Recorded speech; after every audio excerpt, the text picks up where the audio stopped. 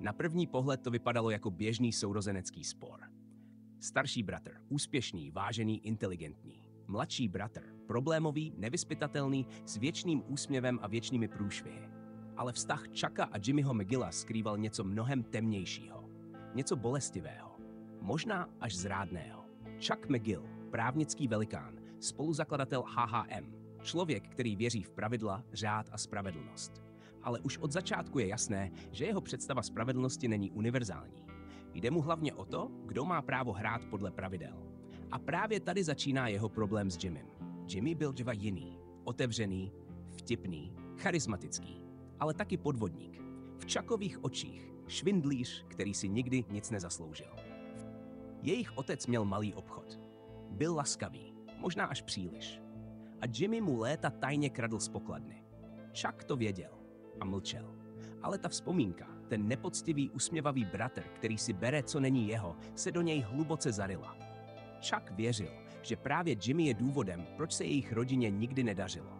A tahle bolest se postupně změnila v odpor. Když se Jimmy rozhodl studovat právo, Chuck se usmíval. Vypadalo to, že ho podporuje, ale uvnitř to v něm vřelo. Jimmy přece nešel na Harvard, nevydřel si to roky dřiny. Vystudoval pofidérní školu při práci v HHM jako pošťák. A když si Jimmy zažádal o práci ve firmě, Chuck mu to tajně zatrhl. Přesvědčil Howarda, aby řekl ne. Ale proč? Nešlo o princip, šlo o ego.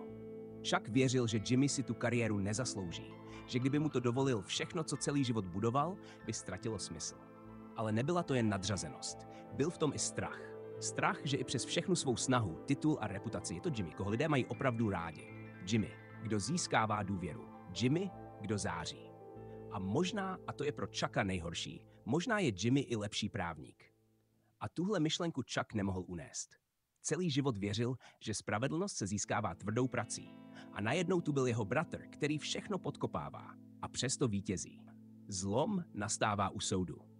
Chuck tam pronese památnou větu. On není skutečný právník. V tu chvíli padla maska. Z Chucka vylétla čistá nenávist. Už to nebylo o pravidlech. Byla to osobní msta. Chuck nikdy svého bratra nepřijal. Nechtěl, aby byl lepší. On potřeboval, aby selhal. Potřeboval být ten, kdo má pravdu. A Jimmyho úspěch zpochybňoval celý Chuckův svět. Chuck zůstal sám. Odstřihl se od světa, od práce, od všech a nakonec i od sebe. Když schodí lampu a nechá vše schořet, symbolizuje to konec. Nejen jeho života, ale i iluze, že zákon je všechno. Že bez lidskosti má pravidlo nějakou cenu. Chuck nedokázal milovat svého bratra bez podmínek. A toho zničilo. Příběh dvou bratrů. Jeden toužil po uznání, druhý po pochopení. Ale mezi nimi stála roky budovaná nenávist.